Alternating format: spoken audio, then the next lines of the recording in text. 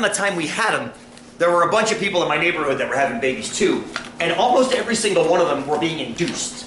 I think it was like 5 out of 7 or 5 out of 8 births were being induced, and I'm like, my God, that seemed weird to me. It seems weird to have that many births induced. And I would talk to them occasionally if I could. One person gave me the usual, oh, the doctor I wanted to have the birth with was on vacation for the next 3 weeks, so he pushed the due date up, and I'm like, ooh, that seems weird too, but whatever. Convenience, right? So then I started asking myself, is there, because as we were getting ready to have Max, they started talking about induction in our Bradley class. They said, well, you know, you can't leave the cake in the oven too long or it spoils. I'm like, wait, what the hell does that mean? Cake in the oven too long, it spoils? That might not have been the Bradley class. It might have been somebody else told me that. Well, apparently, if you leave a fetus incubating too long, bad things can happen too long. And I thought to myself, that seems so strange that Mother Nature would allow for that to happen. Like, she wouldn't kick it out before that would happen. But apparently, there's some. I guess we're not done evolutionizing that part of it yet. So I did some research online, and I said, okay, what is kind of like a normal medical cutoff? What's the cutoff on that side of the curve for let's get that baby out? Now, have you guys heard? 2 weeks, exactly what I found, Candace. It's exactly what I found. 2 weeks past the due date, you get the baby out. I said, hell yeah, okay. So the next question, of course, I ask is, how likely is that to happen to Jen? How likely is that going to happen to my wife? That we're going to have Max induced? Of course, my poor wife has to deal with this crap all the time.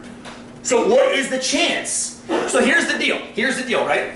We know what the average length of pregnancy is 266 days. We also know there's a plus or minus 16. So 14 days, which is 2 weeks, is within one standard deviation, correct? 7/8 of the way up. The question is, what percent of births will be induced under this guideline? Fair enough? This is a fair question? Now here's the deal. Go ahead, ask me that. I just feel like the 266 days isn't the due date necessarily. It's the average length of a pregnancy, though, which we could argue as a due date, right? I mean, if you think about it, it's the length of a pregnancy. The due date is when the baby is born, therefore the pregnancy is over. Is that fair? She's probably never born on the due date. Well, that's where the standard deviation comes in. You hear what Andrea's saying? This is wonderful. She's saying, who's born on their due date? Nobody. That's the chance of being born exactly on the due date is essentially 0. So what's the chance you're born around the due date or this side of the due date or this? You're explaining why we need a bell curve. Because there is no exact probability of landing exactly at 266 days, 0 minutes, 0 seconds. It's 0. There's no chance of that happening. But what's the chance of landing within 3 days of that on either side? Or 3 days below or 3 days above? You hear what she's asking? This is fantastic. It's a great question. That's why you need continuous curves like this. To answer that, the chance of landing on your due date, not at all. Please, Candace. I kind of don't get why, if we went down 16 days, why didn't they just go up 16 days too? We went down 26 days for the last one, right? 266 to 240. So we were able to go down. And Candace, realize too, I have no answer for that question. Yeah. This is not, remember you said yourself it was 2 weeks. The next question, of course, should be. But it is, I guess, Well, what's the next 38 question? weeks is considered the full term, so then. But wait, hang on a second, time out. What's the next question? We induce after 2 weeks. What's the next question maybe we should ask? Why? Why? Why not 3 weeks? Why not a week and a half? Why not 2.5? See, that's the next question. And I would plead ignorance because I don't know why. That's just what you heard. It's what I've researched. It's what I've found. I'm not saying it's right. I'm saying it's what's used. Is that fair? And please realize, friends, I'm not putting stock in any of these numbers. I'm just saying these are the numbers that are kind of obeyed, if you will, like as we go through. So it's not symmetric. What Candace's point is, it's not symmetric. The cutoff for preemie births is way down at 240 days, which is 26 days below average. The cutoff for induction is only 14 days above average. I'm trying to think standard deviation. Good for you, and we're about to do that right now. That's the whole. It's what Andrea's point is too, right? Andrea's other class. Andrea's point is that we have this standard deviation, which is messing with things, and we're putting a lot of faith in that 16 days, right? We're putting a lot of faith in that 16 days. But it's a good point. I'm not saying I have a perfect answer for it. All I'm saying is that given this and given that, we can calculate a result. Fair? Good. Okay. So let's do it. Yeah, eraser. Let's come over here. Other questions before we get going. That was a great one. These are 2 great ones, actually. We good? Is she getting there? Okay, good. All Now, okay. So, is this forwards or backwards? Oh, good. You got that. You got that identified, right? It's definitely got to be forwards because you know the date. It's 14 days after the due date, so it's 280 days. No, 200 and... Is that right? 280 days, yeah. Yeah. I can add sometimes. So you got 266 here. The two standard deviations would be 282. We're sneaking in right under that at 280. The question is, how many births would go longer? Now, according to this model, they won't go longer. We'll get them out before they go to 282 and 284 and 280. According to this model, right? Induction means we get them out.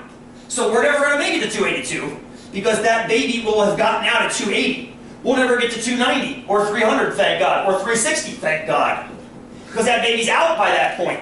But that doesn't mean that the baby doesn't want to be in for that long. And I'm saying this almost like the baby has a choice. It's a physiological response, right? The baby's, right. the pregnancy length is set somehow in that being's formation. But what we are doing is giving it a fence beyond which they can't go. So my question is, how many, right? What is that area? That's my question, is what is that area? And that's why it's forwards. In this one, we started with an area and went to a day. Here we're starting with a day and going to an area. Fair enough? Decent? Good. All right, let's do it.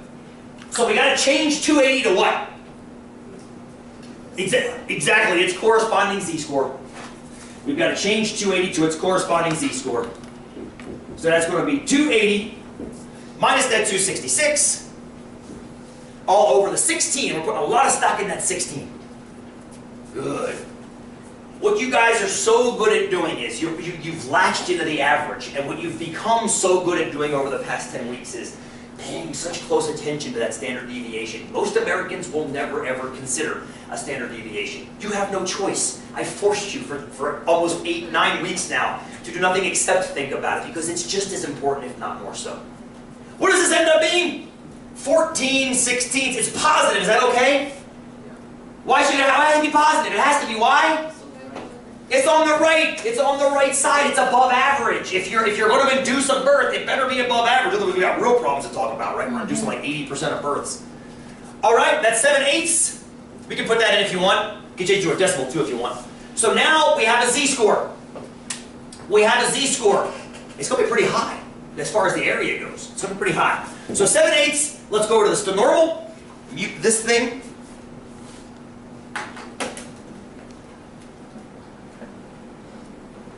Alright, here we go. Forward, you guys voted for it. We're shading to the right. Yep, to the right. What's the leftmost? What's that number we have to put in for the left bound? Oh, if it was Judd normal, but not Stud normal. We got to put 7/8 in, don't we? That was the whole point of calculating the 7/8 is we need a marker on the standard normal curve. We need that 7/8. Oops, 7/8. 7/8. Right. It would be great to put in 280. But the problem of putting in 280, you could put it in, but it thinks you mean standard deviations then. And 280 standard deviations would be equivalent to a baby staying in the womb for about 20 years, which would be terrible for so many reasons. It makes sense? The TI is not, that's a terrible thought, I don't want to think about that. The TI is not smart enough to know that you don't mean standard deviations. If you put in 280, it thinks 280 standard deviations. So you got to give it the number. That's why 7/8, it's 7/8 of a standard deviation and up. Here it comes. There's the shade. 19%. You might not remember this, I'm sure you don't because it was almost 8 weeks ago. On one of your first primer quizzes, I asked you a question.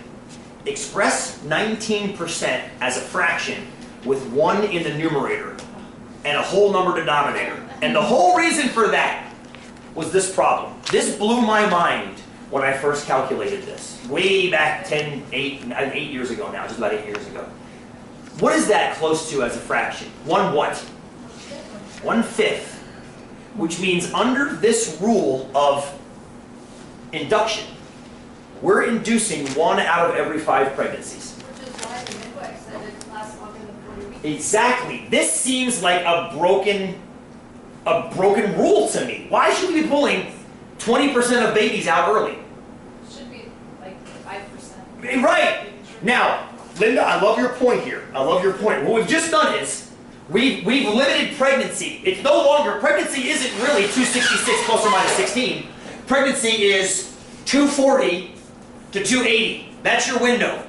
You get those two windows, essentially, right? That's what this is telling us. Because if it's under 240, it's preemie, and if it's over 280, we're going to yard it out. That's kind of a tight window, yeah? Right? Now, of course, it's over a month. Maybe that isn't a tight window. But it also, not just the 266 for the average, but the 16 days for the standard deviation. Maybe that's too wide. Maybe that's too wide. Maybe it should be more like plus or minus a week versus plus or minus 2 weeks. Plus or minus a week versus plus or minus 2 weeks. That would result in more inductions, wouldn't it? That would drive the area smaller. Here's why. Here's why. Check this out. If the standard deviation was, say it was 8 instead of 16, just for sake of argument. Right. If this were 8 instead of 16, this would be 14/8, which would be further to the right, which would mean it would land further out here on the curve, which would mean you'd have fewer inductions. Because 280 would no longer be less than 1 standard deviation away. It would be over almost 2 standard deviations away, therefore more rare. So the question then becomes, as it often is, this is what me and the midwife got into a peace, we kind of came to peace with this. I'm like, don't kill me because of somebody else's numbers. You're assuming that I agree with that 16. I only agree with the 16 because that's the one I see the most in the literature. Is that fair? If the 16 is wrong, this math is wrong. But then we can go back in and fix it for the correct math. Go ahead, Linda, yes? You think is that right because they include the outliers? I mean, if they're making a blanket statement about human pregnancy, yes, they have to include everybody in there. But even with outliers, even if we made it 8, there'd still be outliers. They just wouldn't have to be so far out to be outliers anymore. I mean, you know, a 290-day pregnancy might be an outlier if that were 8, whereas here it's just out right above the second standard deviation. I mean, so I think so. But as soon as they say it's bell-shaped, that gives us 2 tails, doesn't it? Yeah. So the outliers kind of come for free. Yeah. So it's a good point. Sorry, I'm not trying to be crude or crass. It is pregnancy, it's a beautiful thing. But mathematically, it all depends on those 2 numbers. So you gotta kind of hope those 2 numbers are right before you start making like life-dependent decisions on them. So once I knew this, 1 and 5, I still thought my neighborhood's results were too high. 5 and 7 or 5 and 8, whatever it was. But as soon as I found out 1 was a scheduling problem, it's no longer a natural problem. Right? I mean, as soon as it's a doctor's schedule, then I'm like, well, I can throw that one out and stop thinking about that one because it doesn't apply to this curve. Yeah, Linda. Sorry, I'm going back to the standard deviation, but we can't decide what the standard deviation is, can we? They decide based on repeated observations. See, once you have... Isn't that like, so we get the standard deviation figure from other figures? So From all the pregnant... So basically, what they do is they take 10,000 childbirths, and they reverse engineer, because they keep meticulous records when a baby is developing. So they know when day 0 is. They also know when it was born by the birth date. That gives you a number, right? Then another number, then another number. And when you average all those numbers, actually the first thing is you plot those numbers. And it looks like this. And then because it looks like this, you can then chop up the standard deviation, and that's what it comes out to be. And that's why when you asked about the outliers, I'm guessing that the data is way more scattered than we think it is, which is why the 16 is a standard deviation. So yes, your answer is 100% correct.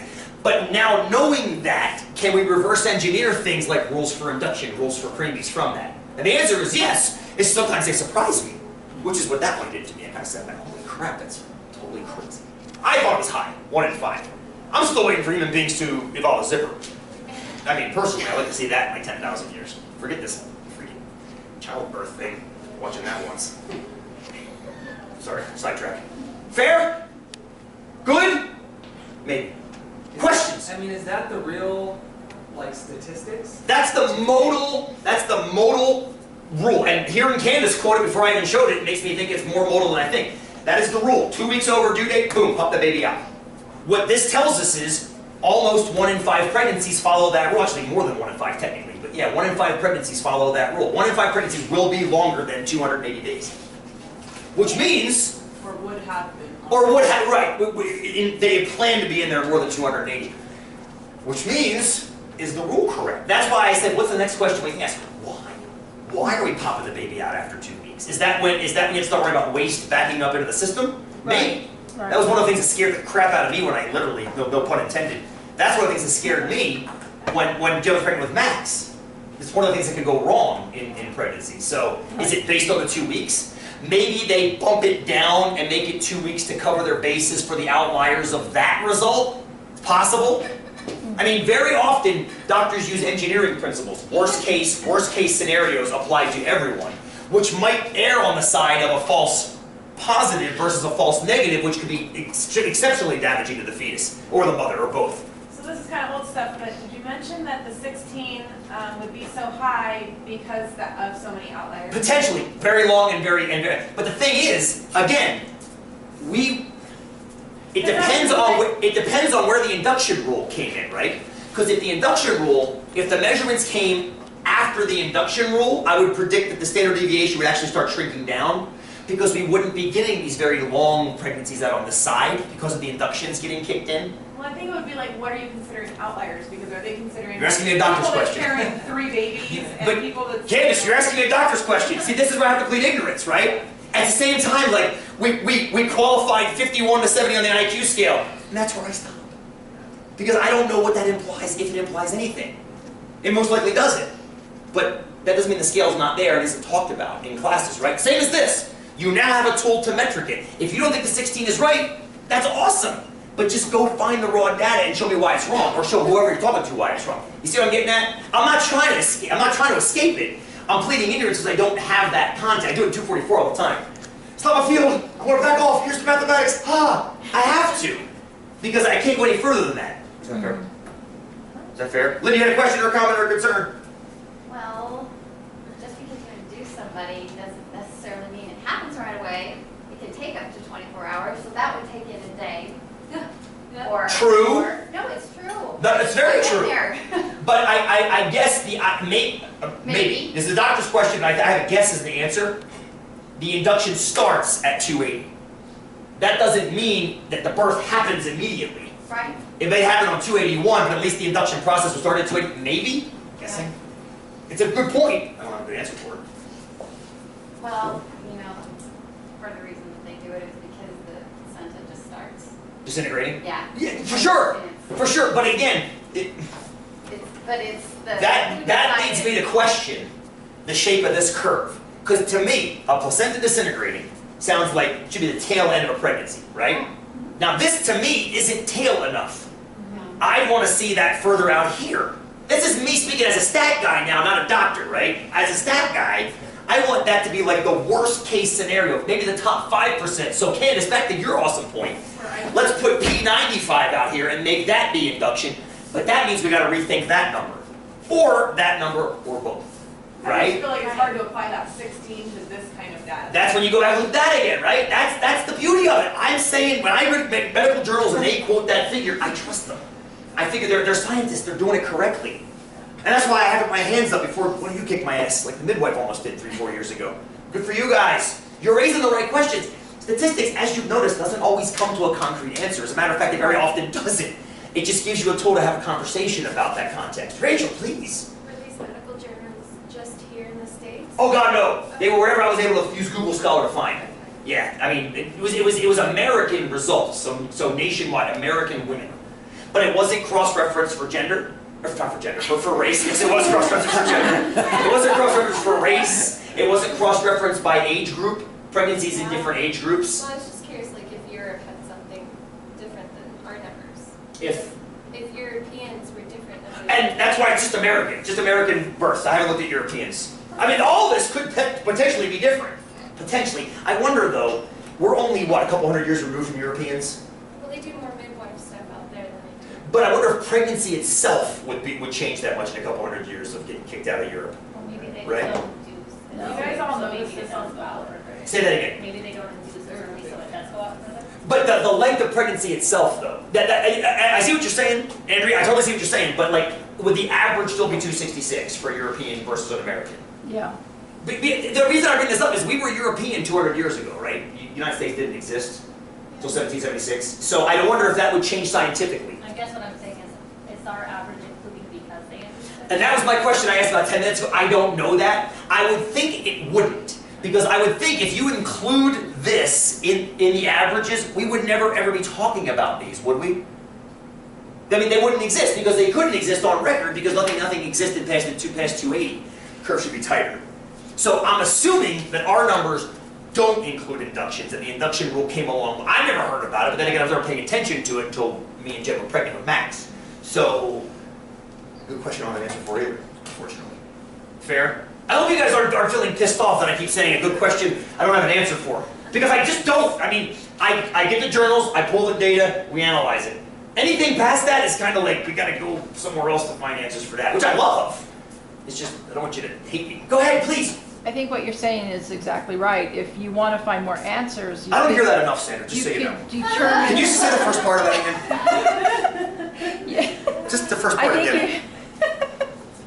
I think that your comment was right. No, say it like you said the first time. I don't remember. I think it was exactly, what you said was exactly right. I think that's what you said. What you said was exactly Oh! right. Okay, good. What we could do is analyze more data coming from a different angle, like the percentages of the increase or decrease in deaths or associated of course. over a long period of time. What happens over here? What are the deaths? And you know, it's the whole false positive, false negative thing we've been talking about. You have a project due also in 244, we analyze it constantly. Is it better to err on the side of caution and get the baby out early if there are no ill effects? But what are the effects if we leave them in too long? Right. That's a false negative. Leave them in, everything's fine. Negative test result. No, leave them in. Well, if the downside of that is worse than the negative of pulling them out early, then pull them out early. Maybe that's where the rule came from. I don't know. Yeah. It makes sense to me that it would be. If you want to decrease a false negative, you have to increase a false positive. This is why your cars get recalled at the rate that they do. Right. So, I mean, not to compare a car to a pregnancy, but it's the same safety idea, though. Is that fair? I don't want to get anybody upset. They already have. Oh God, Candace, go ahead. No, was this brought You can to start your statement with, I'm exactly right, I really like that. Matter of fact, we have one more day, you can say as much as you want. Was this brought to your attention because of it being on the ballot? Oh God, no, this was brought to my attention because my wife was pregnant 7 years ago. Did you notice this was on the ballot? What was on the ballot? There was something on our voters ballot about them trying to stop women from being able to induce their pregnancies because of Really? not wanted. Or maybe they were trying to get it on there, I don't know, but there was a big thing, I did not controversy know now that. because they're trying to stop women from being able to just induce their pregnancy because of convenience. And not Was this because its of own, medical- I'm assuming Just it was. research, I was reading a bunch of stuff about it, I don't know if it was. Did we get to actually vote on law that or I just in the saw it. shoots? I don't remember that at all. They're trying, it probably wasn't, maybe I just read something about it, they're trying to get it maybe. Oh, okay, so it's a bill trying to get- They're trying to pass a bill to say that women can't just induce pregnancy. Interesting. No, this has nothing to do with that. This was just my own curiosity. It's It was actually a big topic right now, that's the only reason why I was asking, but it was interesting. just, Well, actually, it makes sense if you think about my experience with the women in my neighborhood, where most were induced. Why, right? The next question, of course, it's is a why were huge they topic induced, right now, right? so, I don't know. But where I was last living, everybody was getting it induced because it worked with their work schedule. Schedule.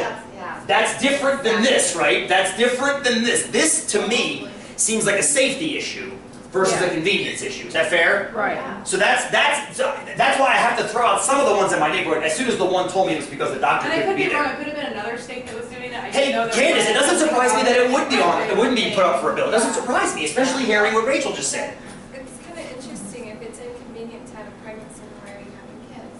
Like, that just. Don't hit me. That's a whole other. It's, yes, I know, it's I know. the very first She's not beginning of looking, no. inconvenience. I'm not saying it's a little bit of a can of worms, sister. That's the beginning. That's off topic, I know. No, it's But- okay. So these medical journals, though, they're not including the inconvenience times, they're just. As far as I know, they're not. It's strictly length of pregnancy, not Again, it's been 8 years since I Googled this stuff. It may have changed in 8 years, although I don't think so. That was my question to you, Andrea, originally. Over the 200-year cycle, would it change that much? But that wasn't what you were asking. You were asking about including versus not including induction. I thought you meant biologically, have we changed 200 years from our European ancestors? I don't think 200 years is long enough to note that much of a difference. Although, this similar mathematics like this can be used to chart things like average children's heights and weights and things like that. Like within a generation or two, you can see that people are living longer, they're getting taller, they're getting bigger. And a lot of that's due to nutrition and a lot of other reasons, medicine and things like that. So certain things do change. I just don't think pregnancy is one of them that jumps up in that kind of scale, so to speak. Libby, go ahead. No, I don't want to drag it up. Okay, I'm sorry. I didn't mean to drag it. See, I love that you guys are kicking in ideas. I love that. I just don't have answers for half of them. Weeks about this. Well, we could. Of course we could, right? Of course we could. The problem is, very often, at least for me, I'm a dead-end street because this is about where the knowledge of what I have stops. You know, what I have stops. Because I can't give you a why. I can just give you this is how it works mathematically, but I don't know, you know, how reliable that is. And that's where your careers hopefully kick off from there. Fair? Or we can kick the crap out of the class. That works too. Fair? Okay. So the only thing I have left today is one more context. I made an in-class quiz for us to do. On a totally different concept. Hopefully it won't piss anybody off. Speeding in Portland. Maybe it'll piss you off, I don't know. Maybe, we'll see. So, let's take some time. Here we go. Grab one. You can work together if you want. Just make sure your names are on them. Take some time. There's one forwards and one backwards problem on there. Okay? When I lived in Portland, I kept getting